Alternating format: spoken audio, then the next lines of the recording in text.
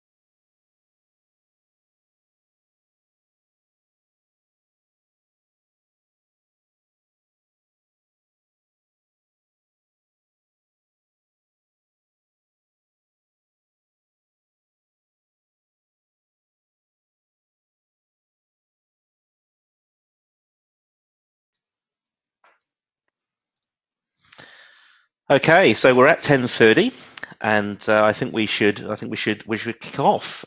Thanks for coming along to today's webinar, everybody. It's great to see so many people on the call as we prepare to discuss the future of SMSF and preparing your practice for that future. Aaron, I'd like to introduce Aaron Dunn. Are you there on the call with us again? I am, Joel. Thank you. Good to have you here, Aaron. Just like to, well, maybe you should. I'm sure you don't need introducing. Everyone knows who you are, but could you give a quick introduction of yourself there, Aaron? Yeah. So many of people will know me from originally the SMSF Academy, but we did a significant rebrand earlier this year to Smarter SMSF. Much of that is we've obviously broadened our product line now to also include SMSF documents and support in addition to our training as well. So this year, one of our big goals, of course, was to revisit the future of SMSF, and certainly really excited today to be able to share some of the insights and challenges and opportunities that are ahead for the SMSF sector. Thanks for that, Aaron. So for those of you who don't know me on the call, my name's Joel. I'm the Director of Sales here at Class, obviously well known for our SMSF administration product. So really interested to see the results of this piece of work that you've done here, Aaron, and the insights that you've got from it. So really excited to be part of this discussion with you today. Thank you, and I guess most importantly, to Class as well for certainly being a part of the survey success this year, because we spent a lot of time trying to get the message out there, and Class was a great supporter of that. So a special thank you to Class too. No, of course, you're very welcome. You're very welcome. So Aaron, do you want to explain a little bit of background to the survey and where these insights have come from? Who filled this out? Why did you ask them to do it? And what's the scope of the piece of work? Yeah, so it's an interesting one because it's a piece of work that kind of back in 2014 was the first time that I kind of looked at the industry and said to myself, well, where are we as an industry and where are we heading? There's a lot of data that sits out there around trustee behaviours and the way in which trustees deal with professionals and so forth, but not with the shoe on the other foot.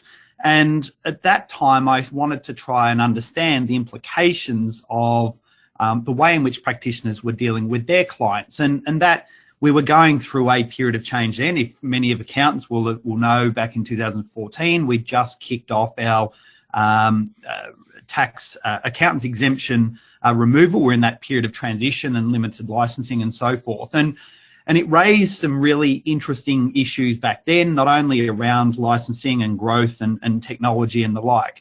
That started to really open up discussions that needed to be had within the industry. And we then followed that up in 2015.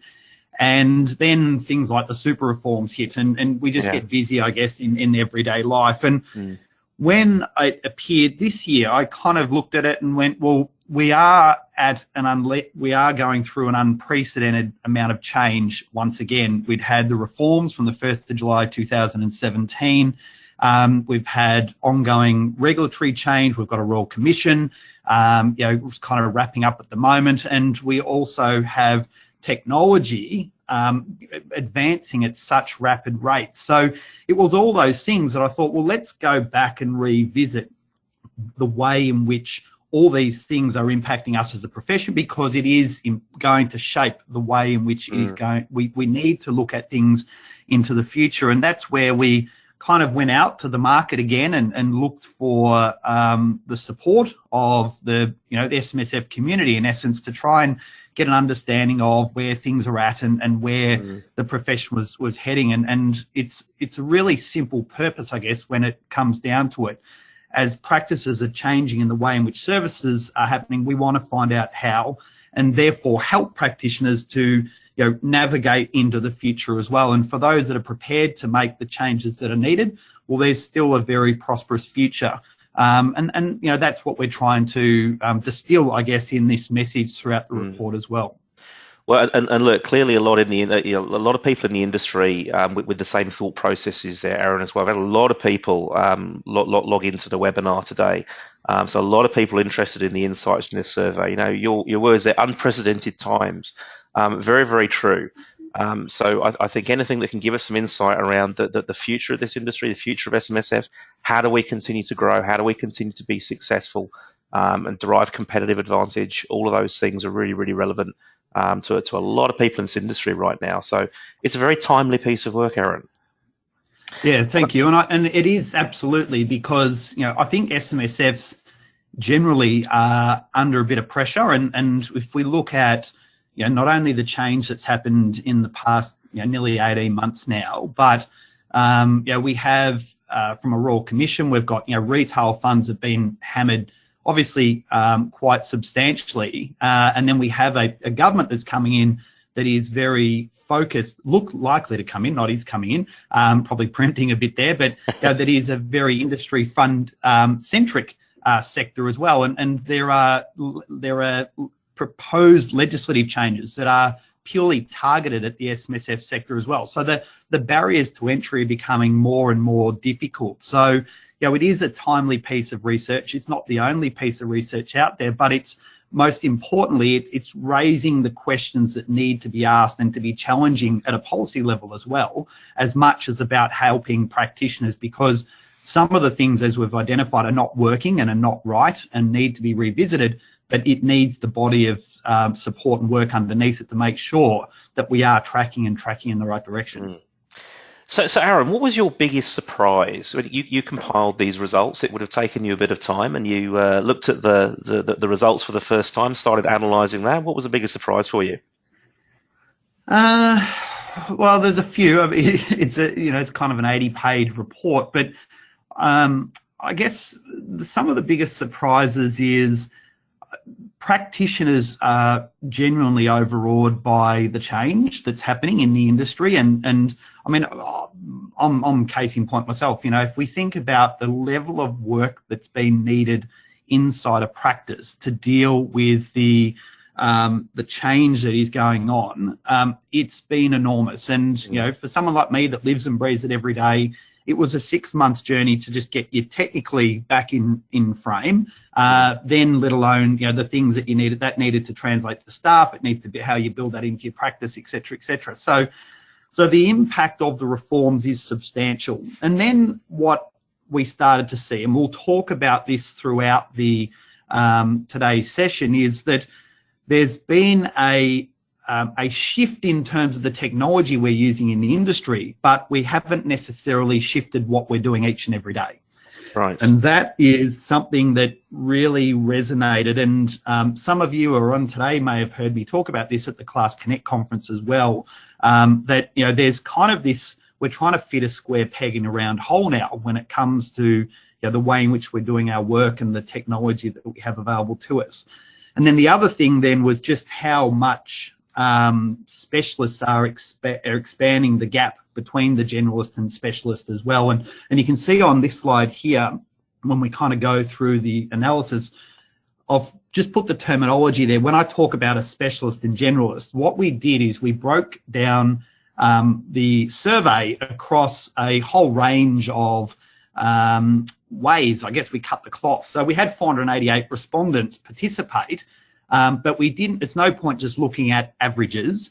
We also then broke it down by practice size so that practices can compare. If you're a small practitioner with less than 500K revenue, right through to a firm that's 5 million plus, you can start to see like-for-like comparisons. We then wanted to look at this generalist and specialist. So specialist being, you've got a standalone SMSF business, accounting, audit, advice, or whatever, or you've established a specialist division inside your practice. And that's something that we've seen continue to grow from our 2014 and 15 surveys and then through to 18. And then I guess the generalist is everyone else, where you incorporate that generally inside your practice. And finally, we break that down also by the number of funds. So less than 25 through to 400 plus. We needed the 400 plus there to ensure that we had a reasonable sample size. So we haven't just looked at averages of 488. We've tried to distill this down so that practitioners can make like-for-like comparisons as to what they're doing each and every day.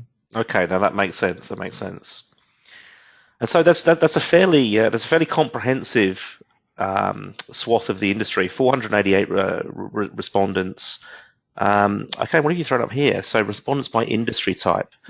Yeah. So one of the other things coming into there as well.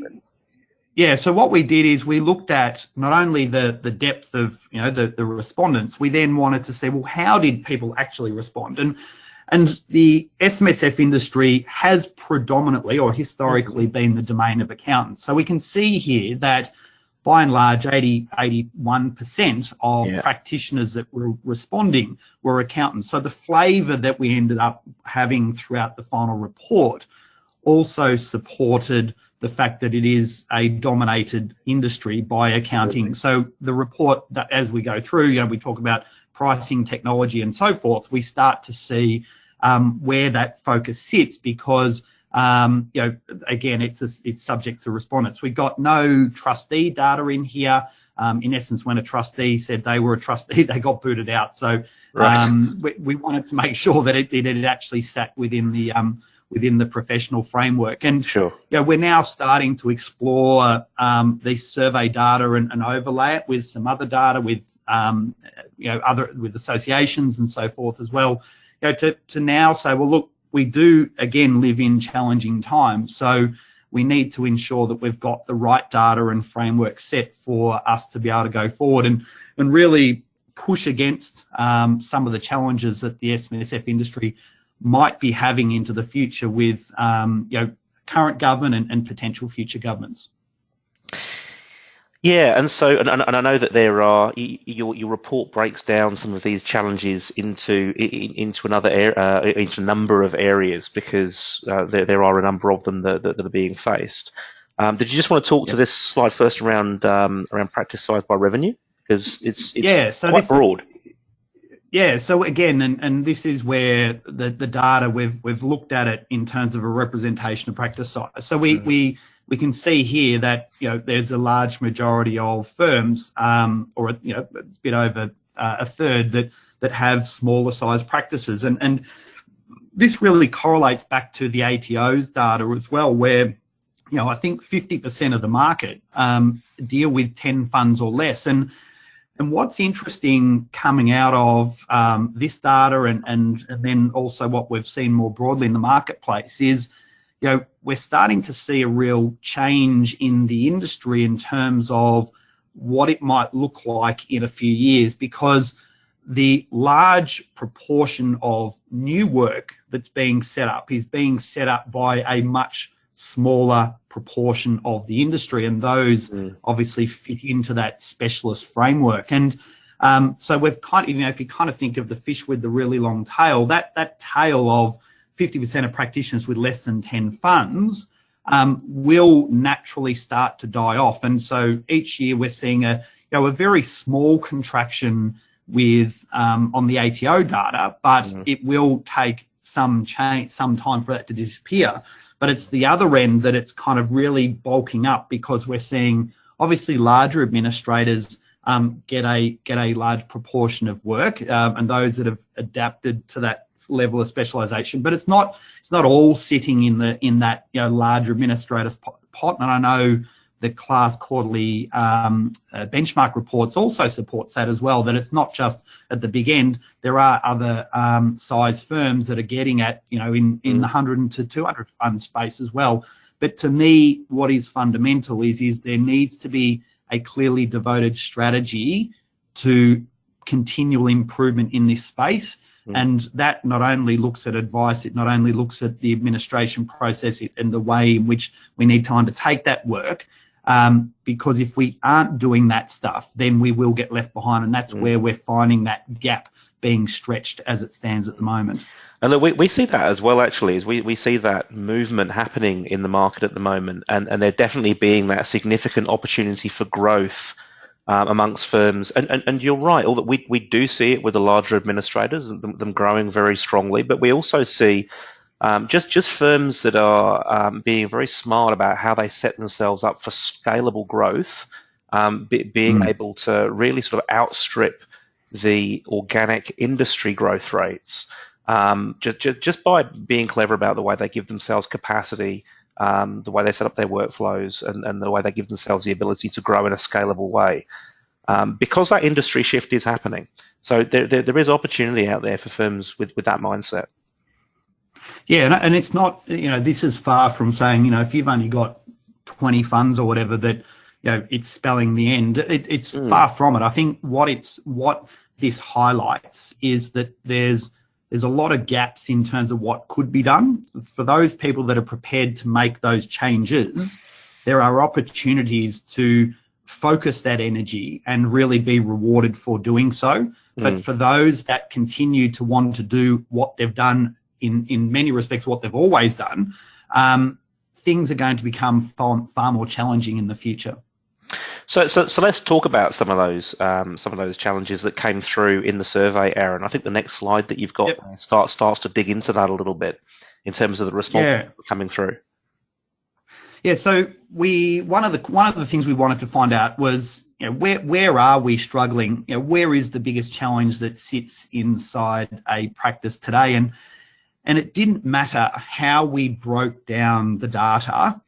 The keeping up with legislative change is by far the biggest challenge. And that's not too surprising given the breadth of what has happened over the past couple of years. So on a total level, then when we looked at it by generalist and specialist, by revenue and by number of funds, the breadth of the reforms has meant that we've needed to not only rewire ourselves, but rewire our businesses entirely. So people that have gone off to training, training events, we've run training events as has many others, and conferences and so forth. You then got to bring that back in-house and ensure that kind of goes across the entire organisation and into processes and the way you do work and all that sort of stuff. So that has been the largest challenge. And a couple of years ago, in our 15 survey, the competitive pricing and fee recovery and business efficiencies did actually rate higher with specialists than with generalists.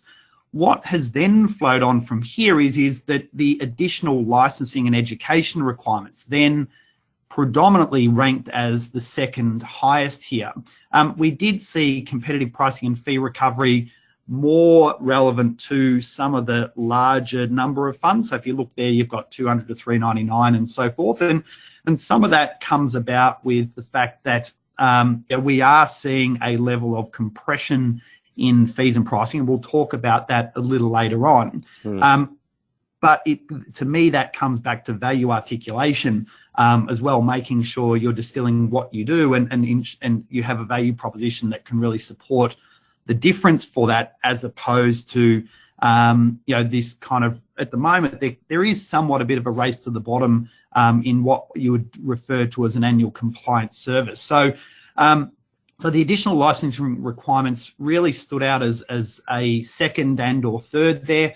The fact that we've got the FASIA requirements and the higher level of requirements that are going to have to sit around advice, and in particular accountants with limited licensing there, and the education and the licensing restrictions that has as well. And again, we'll talk to some of those licensing challenges a little bit later on. What was quite interesting out of this is just how the technology and business efficiencies has dropped down the scale a bit, because back in 2014-15, they rated quite highly in the top three, whereas it's kind of dropped off now. And so what we've seen is that practices are, or have on average, had cloud-based technology in their business for about 2.5 years now. So the question is no longer about should I have cloud technology or not, but am I actually leveraging truly the benefits of what the cloud technology could do? Because if you are, then that's where you're going to be kind of stretching again the gap that you've got against some of the competitors. So that was quite a fascinating one from our point of view, because we are at the, if you think of that law of diffusion of innovation, we're kind of in the late majority now. We've got 400,000 out of 600,000 funds now on cloud-based technology within the industry, across kind of the three big groups, which includes Class there. And so from that point of view, it's not just simply should I move to cloud. Of course, there are a range of people that haven't, but are you actually implementing it properly within your practice and using it as an enabler in your business? Because if you're not, again, you're trying to now fit a square peg in a round hole.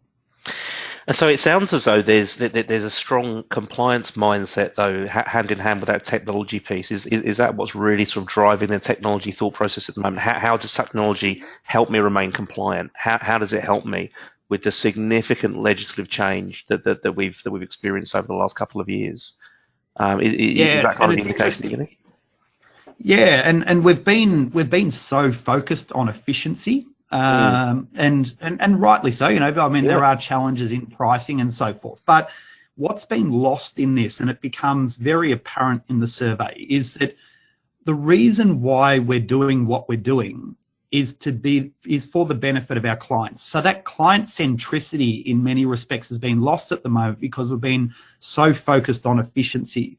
So what we need to do is really kind of turn this on its head and focus on, well, what's going to be in the best interest of our client in terms of the information that they have, the way we can have conversations with them, the value that we can actually add to them, as opposed to how do we actually drive things to make sure we can do things as efficiently as possible so that we get a write-off, or we don't have to write off that time. Because what's been lost along the way is that we're not actually keeping the data up to date. We're not actually giving the clients access for the information that they need to make timely decisions. And as a result of that, we are seeing this as a product to try and help us, but not actually seeing it as an enabler to actually add further value to our clients. And that's an interest. I know we're probably going to touch on this a little bit later, but that topic of keeping the data up to date on a more real-time basis is something that there's increasing expectation around as well.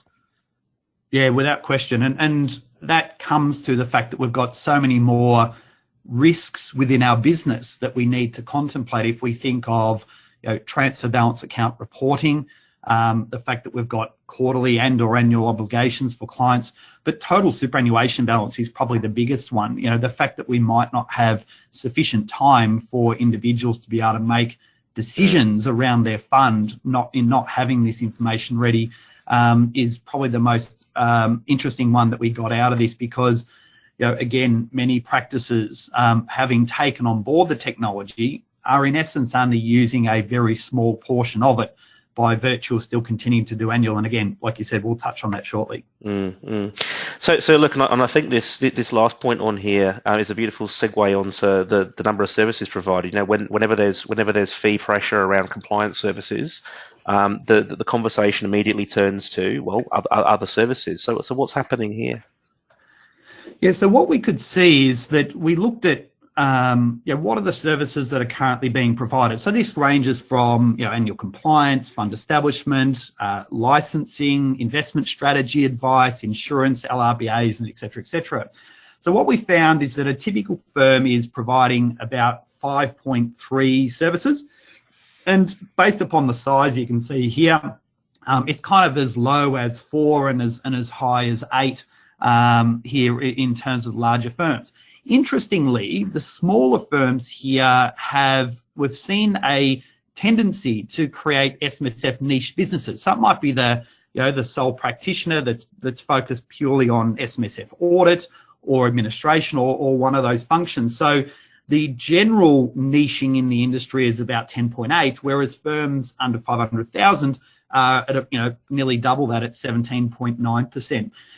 One of the other things we've seen is that the goal of the federal government to try and increase access to advice, when we look at the service or the respondents in here, is that licensing has, in terms of strategic advice anyway, has actually fallen from 51% down to 43.9%. So the level of services, whilst some of those have increased generally from our original data, licensing has actually gone backwards because it's just too hard, and the barriers to entry have become more difficult than what the accounting profession actually need. And this, in many respects, is one of the reasons why I'm actually behind the concept. It's not reintroducing the accountant's exemption as such, but removing it from the financial product framework, that you can actually have the discussion with the client about commencing the pension, for example, but it can't reduce the best interest duty or the scope of the framework that we need to operate within as it currently stands today. So we can't dilute that, because there will be obviously on the other side of the coin a whole range of professionals that wouldn't see that as a relevant outcome, but quite clearly the policy outcome here hasn't worked. So we need to just revisit that setting. And it might be that if we think of how auditors have had to move into the system, how advice initially was portrayed to operate, it might need the accountant piece in the middle to have some level of specialisation as well. And at the moment, I keep saying to people, it's not about having the answers; it's about having asking the right questions at the moment, so that we can try and formulate something that does actually work. And again, it's not putting in place minimum standards, but the auditors, for example, if you had less than 20, you had to sit an exam to show that you were competent in this space. Yeah. And that in itself, is something that I think it's timely to revisit, because, if we think of the Royal Commission, and we think that even with the shadow shopping, accountants came out fairly well out of that report by ASIC. So there are plenty of positives to it, but, in terms of services, we see practitioners wanting to continue to grow in this area, or on the flip side, some of those practices have just purely decided to niche down and focus on one specific aspect of the industry. Like I said, the auditors are a perfect case in point there, which is why those smaller firms have a much smaller number of services that are provided, as opposed to large practices has become kind of multidisciplinary in terms of advice and investment advice and estate planning, insurances, and all that sort of stuff. And I think you've got some insight here as well around the timing and regularity of services being provided as well here. So you're seeing some changes here. Yeah. So what we've seen, and this one. So what I'm doing here is just showing some of the insights here between the different ways that we've cut the cloth with the respondents. So this one here is based upon number of funds as opposed to by revenue or generalist and specialist. I'm going to mix and match it just to, I guess, show some context. But what you can see here is that annual services still dominate the landscape, even though we have a huge proportion of practices now utilizing cloud-based technology. So if we think of the benefits of why we would use cloud technology, it's somewhat surprising that we still have such a high requirement. Now, what we have seen, though, is a shift from annual to what is as required. So that would suggest, you know, something happens, so we get it up to date and we move on. The issue that I have with that is that, and when we add those two together, there hasn't really been much change from the 14 and 15 surveys where it was purely on an annual basis. So is that both of these, even as required or annual, is a reactive approach to doing the work as opposed to a prospective way of doing the work. So when I talk about regular needs to be defined by the practice, by the way in which you engage with your clients and the resources that are available. So what we saw, and you can see on in the daily column here, is that larger practices are the ones that appear to be more likely to move to daily than smaller size firms. The smaller size firms, in terms of regular, if you have a look at quarterly, for example, those smaller size firms in terms of doing regular reporting have defined that quarterly is what would be deemed sufficient for regular. So that's an important distinction here for practices, is determine what regular needs to look like, but build a process around it. Don't just do things as required, because, you know, the first round of T-bar Mageddon that we just had is something that, you know, if we don't keep things up to date and we're not proactively asking the questions as part of the engagement with our client, we're going to miss stuff. And then when, as my business partner Ian says, when the ship hits the sand, are you then responsible for the penalties and so forth that will come when it comes to you know, late lodgement around T-bar and the like. So the thing that people need to take away here is that we need to move to a regular process in your business, but it's not being daily, it's not weekly or monthly, it's what works inside your practice and the resources that you have available. I mean, Aaron, you just used the term T-bar Mageddon, which made me chuckle. But given the introduction of you know, new quarterly reporting requirements, does it concern you to see such a high, you know, still such a high, you know, chart there in terms of the annual piece, as opposed to, would you have expected more to be moving across to the quarterly at least?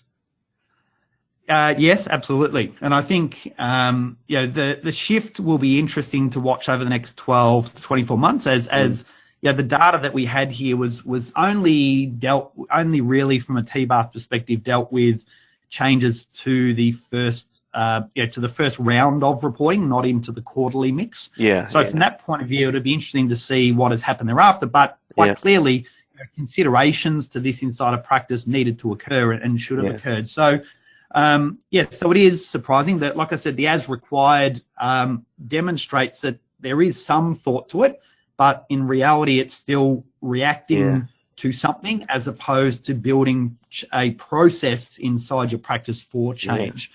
So what I thought, go. Yeah, no, I was going to say. So it sounds like your concern there is that the as required category may be a little ad hoc in nature and a little bit more sort of proactive, strategic thinking. Without question. Yeah, without question. And now it's difficult. It's difficult to change though, right? From you know, if you've been used to annually, processing annually, moving to a more real-time environment is challenging.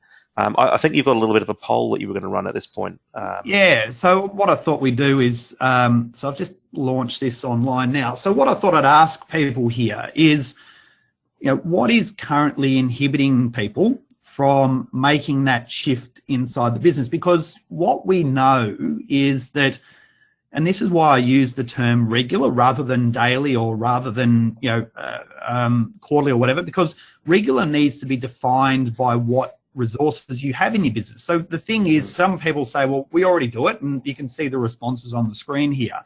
Some practices don't have the resources to be able to do it, and that means we need to contemplate, you know, other ways in which will help us to do this.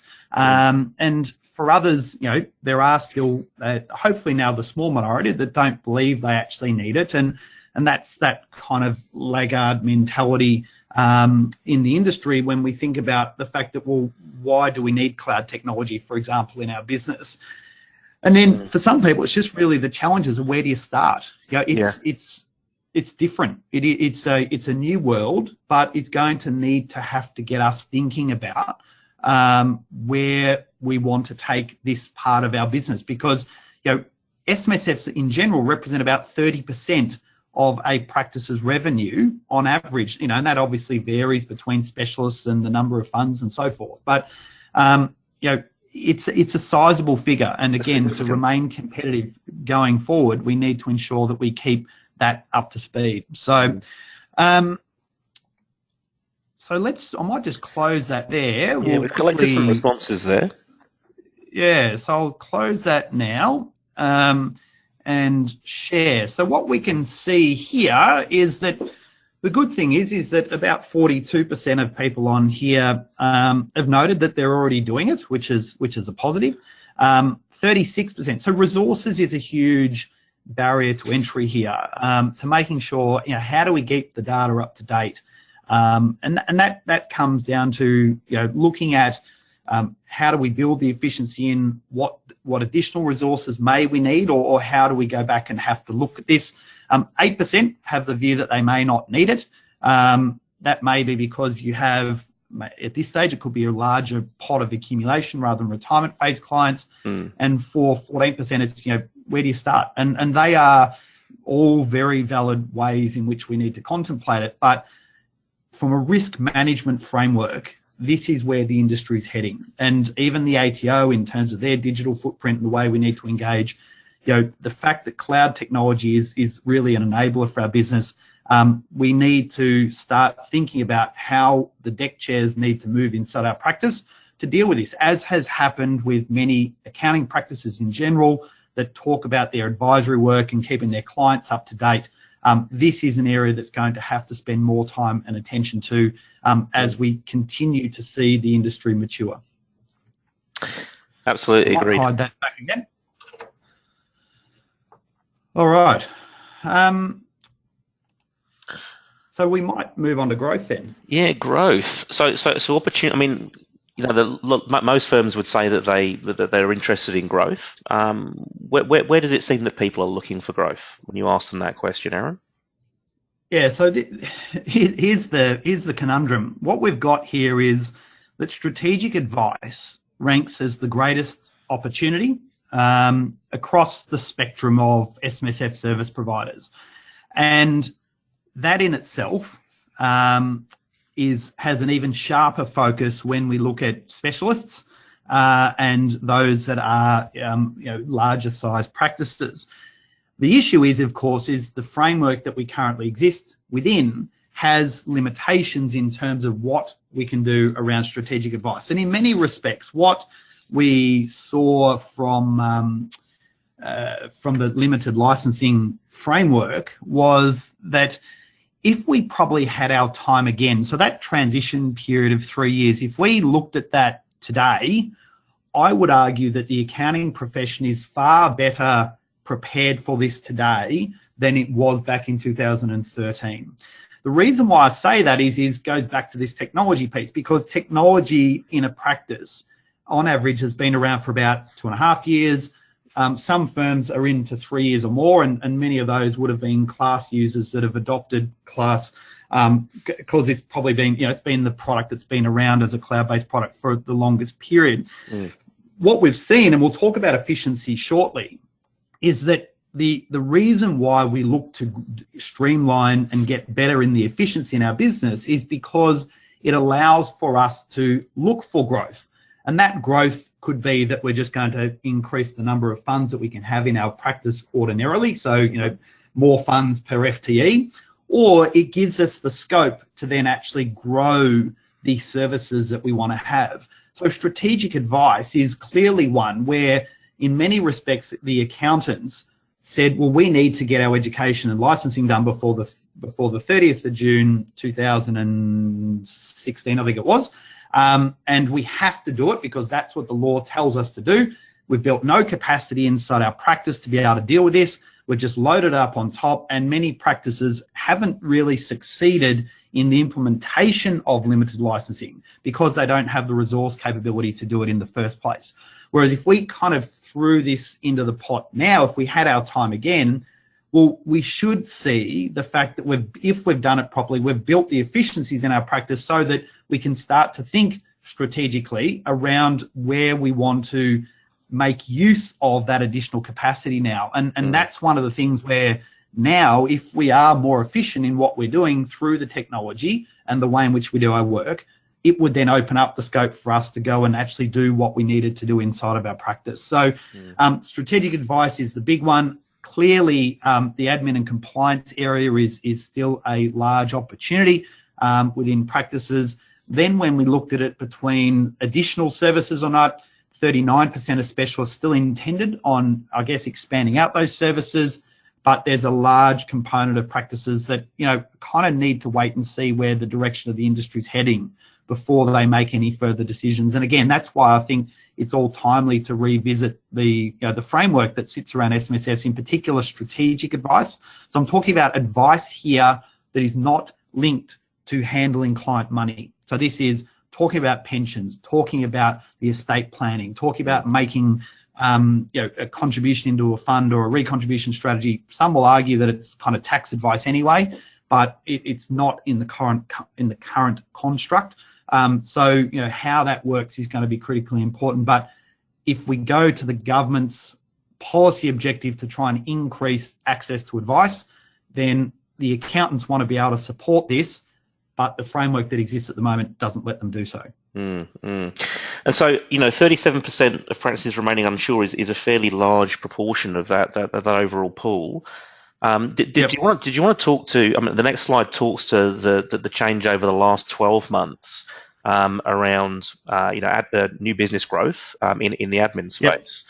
There'd be some interesting insights here. Yeah. So what we did here is we wanted to see how much of the new business was being won and lost by different professionals. And so what we were able to clearly identify here is that specialist firms, so again going to our definition earlier on, have captured about 74% of the new business within SMSF. So if we think about 25,000 odd funds in the past 12 months, this is where 74% of that has ended up in in 21% of the market. So 21% being where there's a special, where we've defined them as a specialist from our data set. So what we're seeing, as it denotes here, is that in the last 12 months, a specialist picked up about 31 funds, a generalist picked up about 11, and again that varies based upon practice size. But ultimately, it means that the specialists are growing at 282% faster than what a generalist is. Again, that goes to the resources that are being put into this. So this is not just about being a specialist in your technical knowledge. This is about being a specialist in everything that gets done inside your business towards SMSF. It's about having real expertise around software, around decisions that need to happen in the regular processing, as we talked about before. The other thing that we saw here is that we are generally quite buoyant in respect to the SMSF sector, but that doesn't necessarily translate in the results that we then see. Because what we did is we wanted to find out what we were projecting in terms of growth, which was about 22%, but then measure what actually happened. And we went back and looked at this against our 14 and 15 data as well, which again sat in line with the actual growth that actually occurred. So we are generally optimistic about the sector, but there are some challenges in terms of how we try and build that growth. And some of that actually sits into the fact that we do have much higher barriers to entry now of trying to get these new funds on board. Yeah. The other thing that we saw then, I guess, and finally there is just we are still a heavily referred base. So client referrals obviously have a huge proportion, and then the professional referrals. And what is interesting is we are continuing to see business models that are B2B, but then as opposed to business to client. So there's about 12% of the respondents in here had a pure business to business model inside their practice as opposed to going directly to the consumer or trustee in this instance. Now, I think you're going to raise another poll at this stage, Aaron, just to touch on some of what those challenges around growth might be. Yeah, so what we also thought is just to get some feedback on what you see as some of the key obstacles in your practice for growth. Again, one of the things that we identified in here is that we've got a disconnect between we'd all like to see continued growth, but are we actually seeing that again? So this could be the fact that we don't have the resourcing again inside of our practice. We do have quite a large component. 35% of respondents in here don't actually have licensing inside their practice. Smaller practices, that's as high as 60% that have no licensing capability inside their practice. But when we got to practices 5 million and over, it was low as only 2 or 3%. So there's a whole range of different levers that influence the ability to grow, and then the ability generally to attract new business is something that practices again haven't spent the right time and attention on. So what I might do is we might just give that another 5 seconds or so, and we'll turn. There's a few responses coming through. Yeah, they're flooding in. So all right, I'll close that now and share. So again, we've got a resourcing issue, so about 31, but it's a far more even split here. So again, very similar figure around licensing restrictions. We're about 35% on the respondent rate, and 37% is just that ability to attract new business, and that comes down to some of the services as well, the limitations that are inside practices around the particular services that are offered too. So thank you everyone who's participated in those couple of polls. They're the only 2 that we're going to have today. But Joel, we might keep moving on. Yeah, absolutely. So topic dear to both of our heart, technology. So some insights around the usage of technology within SMSF admin businesses. Yeah, so this is where it's really fascinating that technology is having such a profound impact on the sector. You can see here, again, just broken down by practice size. This is why I think that should you move to cloud, journey's gone, because on average, 2.51, and it varies in terms of practice size. So even our smaller firms have been there for some period of time, and larger firms have gone beyond 3 years. 90% of the respondents in our survey have some type of cloud technology in their practice, and 22% of businesses are now entirely cloud-based. So that should I or shouldn't I move and so forth is kind of dead and buried in the context of what we're seeing. The most fascinating bit, though, I reckon, was around the improvement in efficiency gains. And what we did in our initial report is we found that within 3 years of implementing cloud technology, practices were about 40% more efficient where implemented properly. What we've seen is that number has now doubled since our 2014 report to about 80%. Now, higher performing firms are well beyond that, and some of the smaller practices may not have quite got to that because of the limited resourcing.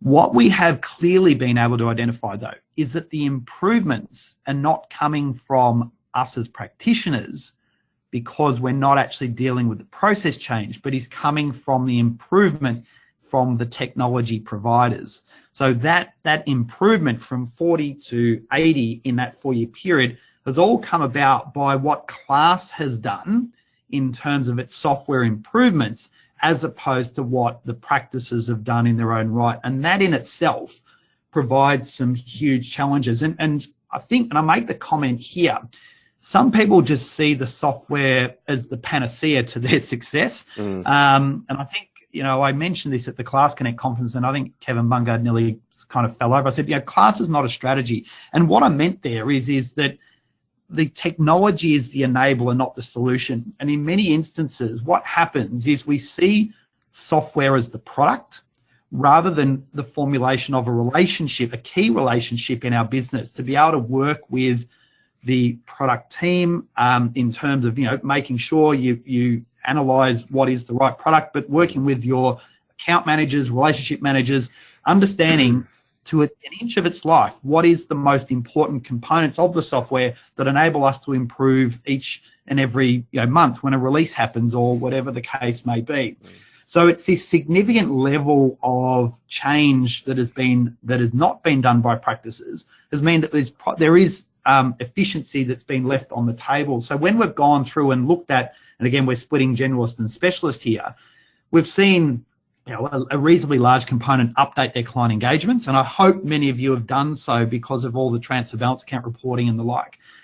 There's still less than half that are processing regularly. There's an even smaller component that actually give their clients online access. And there's an even smaller component again that have moved their clients to regular fee billing as a result of that as well. So, there is huge room for improvement, and that's why I made the comment that the improvements have come from the software providers rather than practices, because they haven't really revisited their model going forward. Rather, they've just continued to do what they're doing. And as I made a comment earlier, it's that kind of square peg in a round hole. Yeah, no, you're absolutely right. Software is an enabler, and I think what we're seeing here as well is people on a journey, firms on a journey, as they start to implement that and leverage some of the competitive advantage you can actually deliver. And I love this slide that you've got here around Martech's law that kind of talks to the fact it's a journey, it's not a destination. Yeah, without question. And I kind of stumbled across this. It's a concept where in reality technology is changing at such a rapid rate, yet organizational change happens what we know as logarithmically or quite slow. So as the gap widens, we're going to end up in a position where we're going to need to reset. So what Martech's law talks about is it's important for us to understand that we're on a journey and it's not about where we want to get to. If Labor gets in next year, we have an entirely new framework in which we're going to have to deal with our SMSF clients. So we've got legislative risk, we've got the technology risk, we've got regulatory risk. So sure, we'd like to get to somewhere, but we're going to have to pivot and change along the way. And that is one thing that we're going to absolutely have to understand and expect as we move forward. The other thing that's important is that the decisions we make around technology, we need to embrace those fully around those that have the greatest impact. So we have a myriad of choices with technology today, but what's more important is that you choose the right partners. Again, it goes back to the partners, not the product. Prioritize these and ensure that you implement these entirely. And it's a question I ask regularly. Is someone who's online have someone in their practice, or are they that knows their software inside out 100%? And that when changes come through, you're looking at this on an ongoing basis rather than simply just requiring, kind of skipping through and continuing to do what you do. We know practices are spending, about 2.5 to 3 hours each and every month on process improvement, but specialists far beyond that. The other thing here is that we need to become more agile in our thinking. So it's that kind of technology thinking in terms of just looking at things on a more regular basis, being prepared to change as we go along, as opposed to just kind of doing what we're doing. And then at some point, we actually hit a reset. And it's that trajectory that we need to then go and think about, well, what do we need to do as part of this reset, where Martech talks about a reorganization, a spin-off, or that if you don't do something, you're going to become destroyed. So in an SMSF context, it's like, well, have we reached a number of funds to move from generalist to specialist? We've identified some trends around that in terms of both revenue and number of funds. Is it because we need to make some resourcing changes to allow for us to do regular reporting in a practice? Is it because we're going to build new services into our business? Or is it where we're now going to look at offshoring or outsourcing that may help the needs? So there's a range of reset considerations that might enable us to do so. Now, in simple terms, has been a more poignant point to look at because of the fact that we've got so much change that has occurred because of the legislative framework. And that we absolutely see that in firms that we sort of consider best practice is we see that mindset around continual improvement. how do we continue to refine the way we use our technology, the way we use our platforms to introduce more and more capacity and efficiency?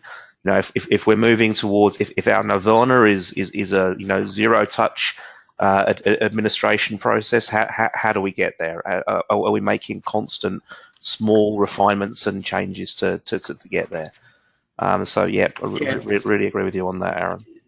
Yeah, and I think what's interesting from the data is that we're still not 100% with bank feeds, and we've actuarial certificates has been one that the uptake has been quite significant. Yet other areas of broking and even document services or valuations and so forth, it does have connectivity. We haven't really seen the huge uptake or adoption of that like we have in a service such as actuarial certificates or bank feeds. So there's still huge upswing around API and connectivity that's going to happen within industry, from software to software and into CRMs and other service providers that fit within the SMSF ecosystem.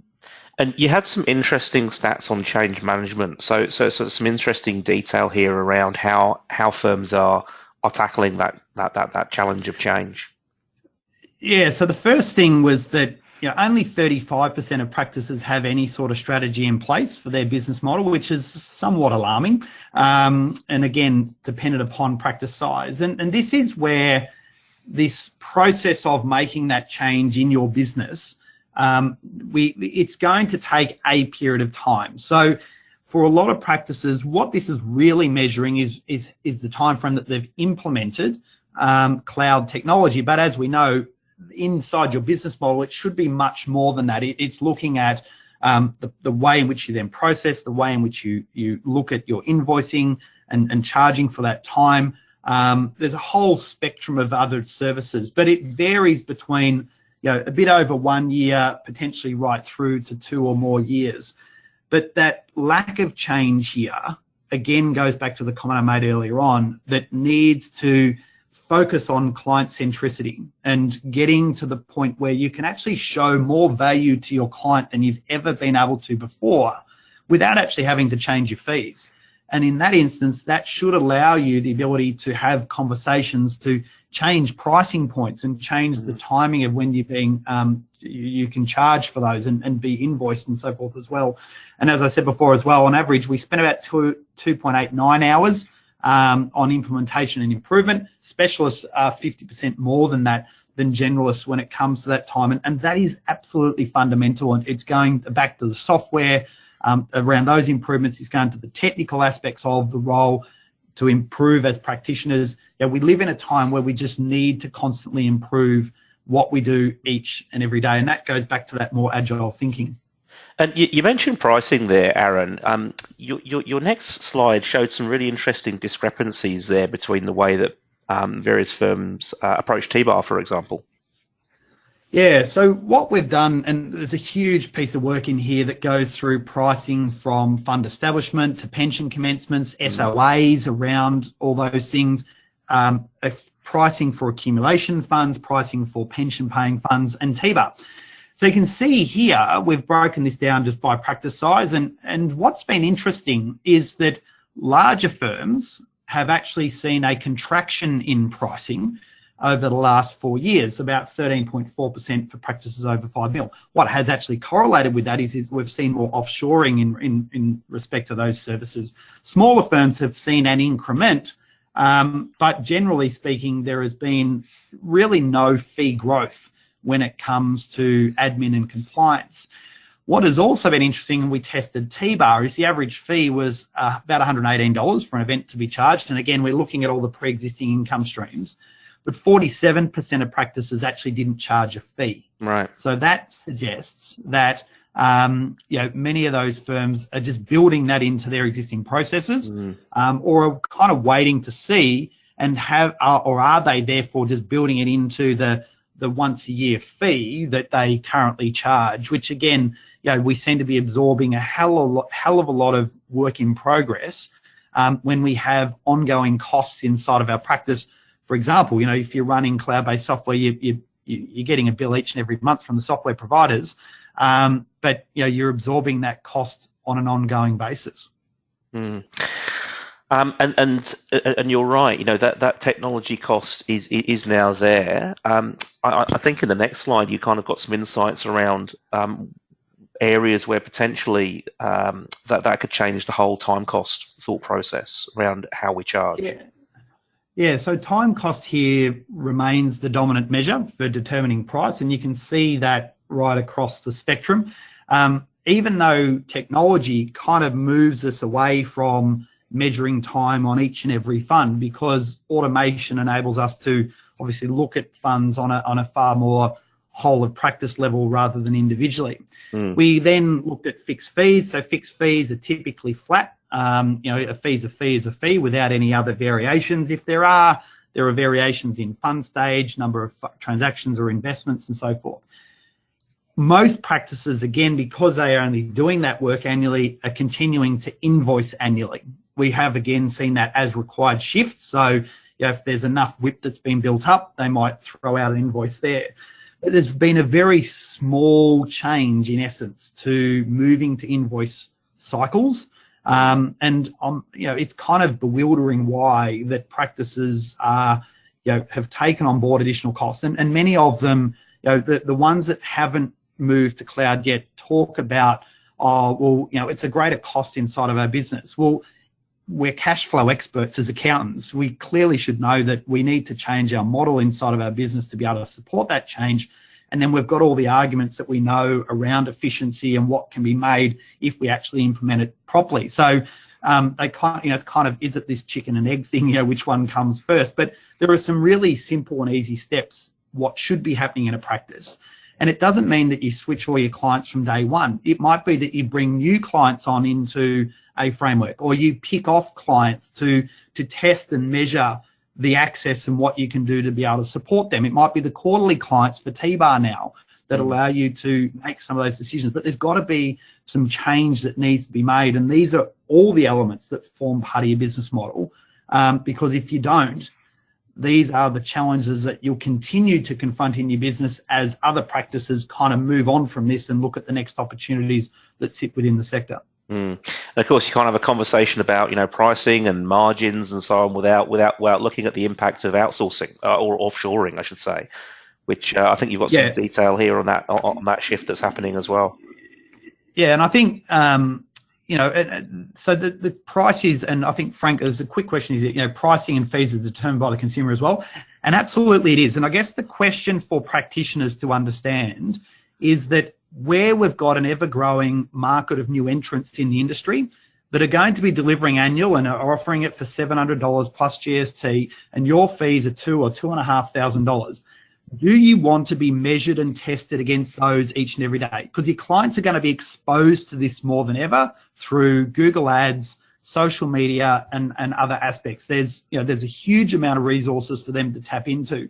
So articulating what you do and doing differently can be dictated by you if you can show more value. If you're not changing what you do, and therefore you're going to be up against those that are purely driven by scale and through outsourcing and offshoring, then you are going to find a greater contraction in your fees than those that are trying to maintain the fees that they have, but actually increase the level of service to support. Now, sure, there might be some clients that go, well, I don't really want that, but that's a business decision that you need to make in terms of the type of clients that you want in your practice.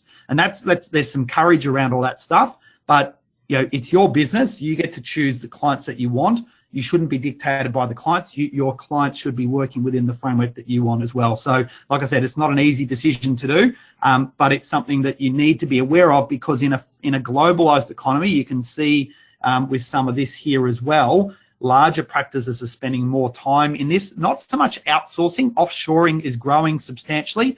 Difference being, you've now got staff inside your practice that are devoted to you rather than sending your work off to get done. The interesting thing that's going to play out, though, is the impact of what technology is going to do next, say, 5 or so years. Because if we think about the amount of data, for example, that Class has, and the way in which we can look at the roles of machine learning and big data and AI and so forth, this is going to get to a point where dealing with it on a technology front is going to become cheaper than outsourcing or offshoring anyway. So I think the next 5 years is going to be really interesting to see how that plays out in terms of the support that we need inside our practice. And that is going to address some of the resource capability that we need in any event. Yeah, it's the old the automation versus offshoring argument. Absolutely. Yeah, without question. And so training and development. You know, you mentioned before, obviously, a huge focus at the moment on you know, keeping up to date with legislation and compliance obligations. How are we seeing the impact here to resourcing?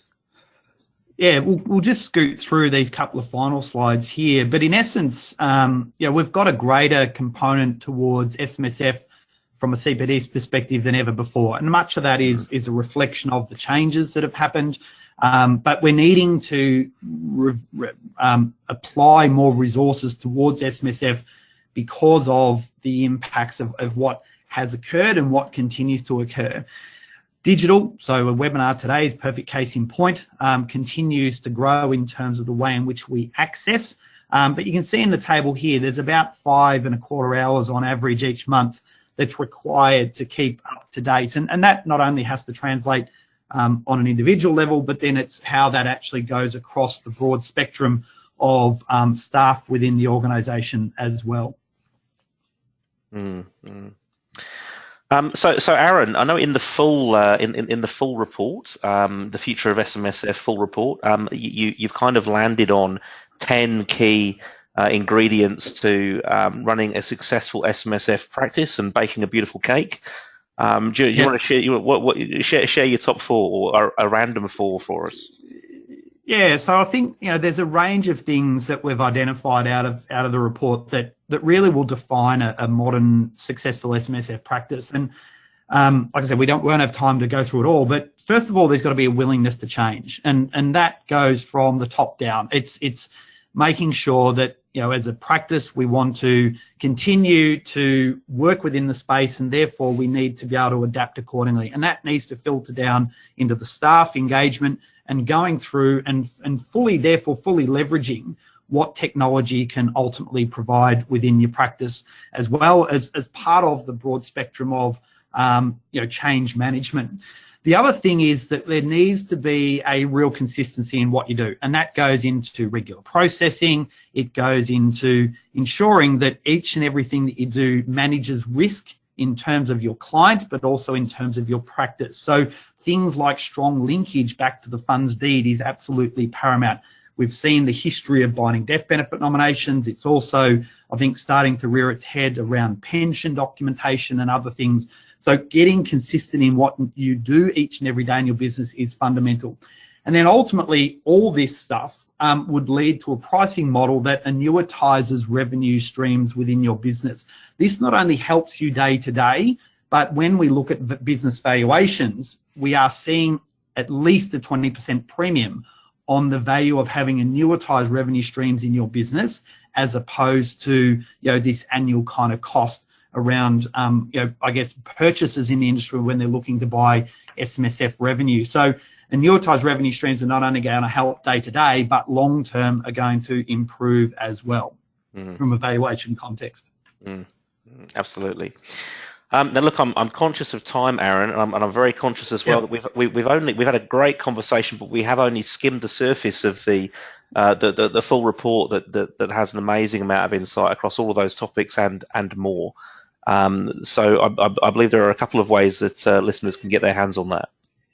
Yeah, so if we want on our site, so you can see at the bottom there, smartersmsf.com/future of SMSF, you can access the final report. So we've got a sponsor code there you can apply, so FO sponsor 18, which will take $50 off that final report. We are also launching a online course that's going to be launched in the next kind of 24 hours, which is $297, again using that same code, which you actually get access to the final report as well. So we're going through 5 modules in there, looking at your business model and addressing some of these key issues from the report, again, to help you build the modern SMSF practice that would be required for future success. So again, you can find out more information on that site and get in contact with us on there as well. Yeah, I should also say that We'll be sending around tomorrow to everybody who's registered for the webinar today a follow-up email, just giving a copy of the slides that we've run through. So I saw a question come through momentarily about whether we'd be sharing the slides. So we will. You'll be able to download those from a link on that email. We'll also be providing you with access to a little bit of content that we think will be of interest. We have a periodic processing webinar that we'll provide you with access to as well. It's a recorded webinar, so you can watch it in your own time.